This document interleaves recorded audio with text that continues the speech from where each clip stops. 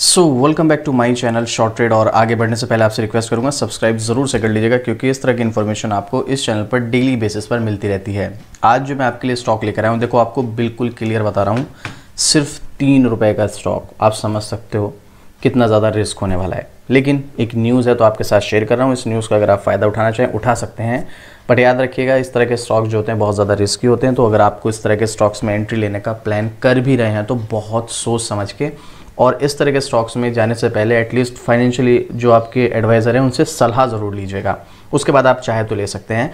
Comment करके बताना कितने लोग हैं जिन्होंने ये स्टॉक पहले बाय किया और कितने लोग ऐसे हैं जिन्होंने इस स्टॉक का नाम फर्स्ट टाइम सुना है, जिसका नाम है नंदन डेनिम लिमिटेड। सिर्फ 3 रुपये 60 पैसे का स्टॉक, लास्ट ट्रेडिंग डे पर चलो तेज़ी है, कोई बात नहीं। आप देखिएगा पिछले एक साल की इसकी परफॉर्मेंस कैसी रही है, 6% के समथिंग की तेज़ी, और अपने हाई से ये स्टॉक 50% के डिस्काउंट पर मिल रहा है। वैसे तो मैं आपको बिल्कुल क्लियर बता दूं, इस तरह के जो स्टॉक्स होते हैं वो सपोर्ट और रेसिस्टेंस पे काम नहीं करते हैं, लेकिन अगर इन स्टॉक्स में न्यूज़ आ जाती है तो यहाँ पर ट्रेंड चेंज होने में टाइम नहीं लगता है। अगर पॉजिटिव न्यूज़ है तो स्टॉक ऊपर की तरफ भाग जाएगा, नेगेटिव न्यूज़ है तो स्टॉक नीचे की तरफ जाएगा। अब बहुत से लोग ये सोचते हैं कि भाई 3 रुपये का स्टॉक कितना ही गिर जाएगा। बहुत सारे स्टॉक्स ऐसे होते हैं जो 400 रुपये से 4 रुपये पर भी आ जाते हैं, और बहुत से स्टॉक्स ऐसे होते हैं जो 3 रुपये से 3 पैसे तक भी आ जाते हैं। तो आप अगर इस तरह के स्टॉक्स में जाने का प्लान कर रहे हैं, पहली गलती तो सबसे ज़्यादा लोग ये करते हैं कि 3 रुपये का स्टॉक है, इसमें हम लगा देते हैं 10,000 रुपये।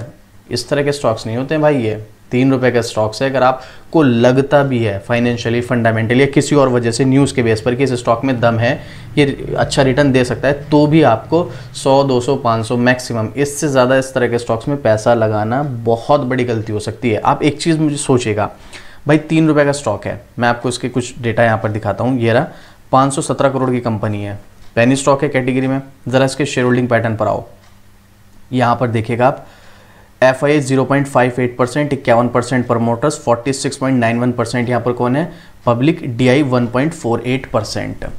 अगर ये इतना ही अच्छा स्टॉक है, 3% यहाँ पर जो है 3 रुपये का स्टॉक है, यहाँ पर FII 50%, 30%, 20% क्यों नहीं है?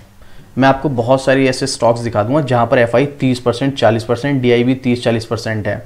इस तरह के स्टॉक्स में FII 50% क्यों नहीं है?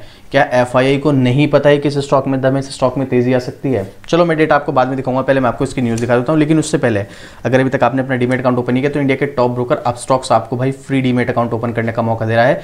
तो किस बात का आप वेट कर रहे हो? लिंक आपको डिस्क्रिप्शन में मिल जाएगा, जाइएगा, लिंक पर क्लिक कीजिएगा और अपना डीमेट अकाउंट ओपन कीजिएगा और अपनी ट्रेडिंग जर्नी स्टार्ट कीजिएगा। पहले मैं आपको न्यूज़ दिखाता हूँ, फिर इसका कुछ डेटा और शेयर करूँगा आपके साथ। तो लेटेस्ट अपडेट है, कोई पुरानी ये यहाँ पर न्यूज़ नहीं है, आप देख सकते हैं। ये 21 मार्च फ्राइडे का ही आर्टिकल है, लास्ट ट्रेडिंग डे का, तो मार्केट क्लोज होने के बाद का।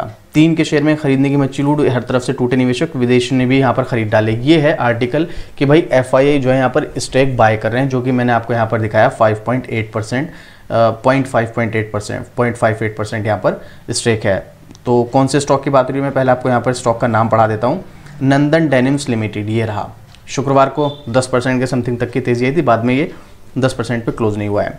तो हुआ क्या है, इस न्यूज़ के पीछे गुड न्यूज़ है। ये जो तेज़ी है इसके पीछे, दरअसल दिसंबर 2024 तक शेयर के जो प्रमोटर हैं 51.01% है, मतलब वही प्रमोटर्स जो हैं 50% से ऊपर हैं।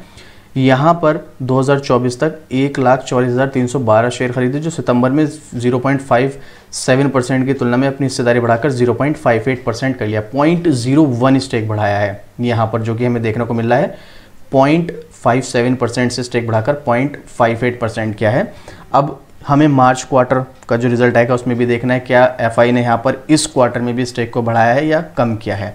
पेनी स्टॉक्स में अगर FII DI इंटरेस्ट लेते हैं और स्टॉक्स में बाइंग करते हैं तो हाँ ज़्यादा लोग उसकी तरफ अट्रैक्ट होते हैं कि भाई शायद, क्योंकि FII की बाइंग्स, जो FII की स्ट्रेटजीज़ होती है, जो उनकी एनालिसिस होती है, वो बहुत अपर लेवल की होती है।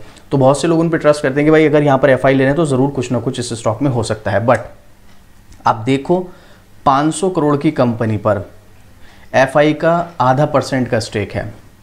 मतलब अगर हम 500 करोड़ का 1% भी देखें तो 5 करोड़, और 0.5% कितना हुआ, 2.5 करोड़। FII का अगर 2.5 करोड़ रुपया का नुकसान हो भी जाए, जो एक दिन में 20-20, 30,000 करोड़ की बाइंग करता है, सेलिंग करता है, अगर 2.5 करोड़ का लॉस हो भी जाए, क्या उन पे कोई फ़र्क पड़ने वाला है?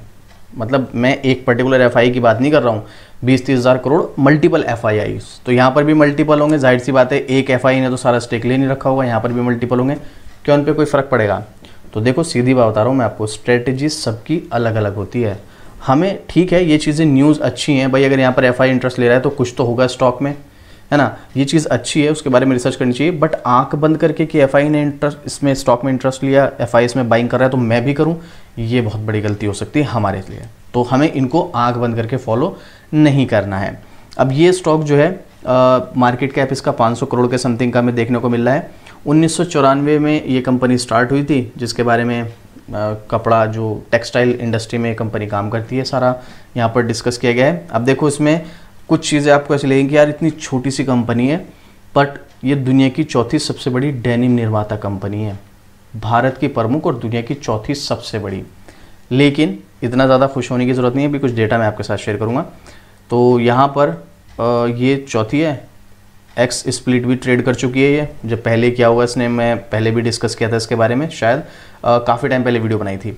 अब देखो इस स्टॉक में मैं आपको कुछ डेटा दिखाता हूँ पहले, उसके बाद आप यहाँ पर डिस्कस करना। सबसे पहली चीज़, 517 करोड़ का मार्केट कैप, रिस्क लेवल देख लो आप कितना ज़्यादा है। तो इस रिस्क के अकॉर्डिंग आप देख लेना अब आपको क्या करना है। तो ज़रा थोड़ा सा स्क्रॉल करते हैं, यहाँ पर प्रोज भी हैं कुछ कॉन्स भी हैं, कोई बात नहीं, चलता है इतना। छोटी सी कंपनी प्रॉफिट मेकिंग है, बस सबसे पॉजिटिव चीज़ ये है, कंपनी प्रॉफिट बना रही है तो चांसेस है ग्रो कर जाएगी, सीधी बात भाई। लॉस कर रही है तो देखो कंपनी डूबेगी। अब यहाँ पर जो लास्ट टाइम इसको लॉस हुआ था वो 2020 और 21 में हुआ था, कोविड के टाइम पर। उससे पहले भी कंपनी प्रॉफिट मेकिंग थी और अब भी प्रॉफिट मेकिंग बनी हुई है। इसके अलावा सेल्स ग्रोथ बहुत ज़्यादा अच्छी नहीं है, लेकिन एक 500 करोड़ एक penny stock micro cap company के हिसाब से बहुत अच्छा डेटा है और प्रॉफिट ग्रोथ तो ज़बरदस्त है। स्टॉक प्राइस CAGR बहुत ज़्यादा अच्छा नहीं है, बीच बीच में गड़बड़ कर देता है, बट ठीक है, पेनी स्टॉक के हिसाब से बहुत अच्छा है। इसके अलावा बोरोविंग्स 308 करोड़ की हैं। 500 करोड़ की कंपनी पर 308 करोड़ की बोरोविंग्स बहुत ज़्यादा होती हैं, लेकिन अच्छी बात क्या है, ये एक टाइम में 650 करोड़ की बोरोविंग्स थी, जो आज की डेट में 300 बची हैं। ओवरऑल भी देखोगे 2013 में 402 करोड़ की थी, आज की डेट में 308 करोड़ है, तो इन्होंने इंप्रूवमेंट किया है, बहुत अच्छी बात है। रिजर्व्स भी इनके 450 करोड़ पहुंच गए हैं और लगभग 500 करोड़ के आसपास इनके फिक्स एसेट हैं। देखो जो इसमें नेगेटिव पॉइंट है बस बोरोविंग्स है, कंट्रोल में नहीं है अभी तो फिलहाल कंट्रोल में, लेकिन अगर ये इसी तरीके से चलता रहा तो कंट्रोल में नहीं रहेगा ये। तो इसको डेट को इंप्रूव करना बहुत ज़रूरी है, इसका डेट इंप्रूव हो जाए तो बहुत चांसेस हैं कि स्टॉक ग्रो करेगा। हाँ अच्छी बात यह है कि कंपनी प्रॉफिट मेकिंग है, तो उम्मीद है ये कंपनी जो है अपने डेट को इंप्रूव कर सकती है, बट रिस्क इससे बहुत ज़्यादा बढ़ जाता है। इस पॉइंट को हम बिल्कुल भी इग्नोर नहीं कर सकते हैं, ये बहुत ज़्यादा रिस्की पॉइंट है, इस चीज़ को ध्यान रखिएगा आप।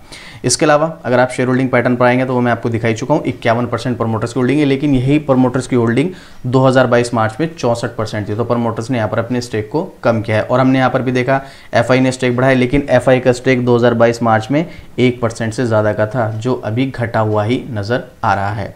तो अब फिलहाल ओवरऑल अगर हम यहाँ पर देखें तो थोड़ा सा, एक तो माइक्रो कैप की वजह से रिस्क, दूसरा इसका डेट जो है वो काफ़ी रिस्की डेटा हमें यहाँ पर नज़र आ रहा है, जिसको हम इग्नोर नहीं कर सकते हैं। इन सब चीज़ों को देखने के बाद, और भाई चौथी सबसे बड़ी कंपनी है, इसके चक्कर में आकर अगर आप बहुत पैसा लगाओगे फंस जाओगे, मैं आपको पहले ही बता रहा हूँ।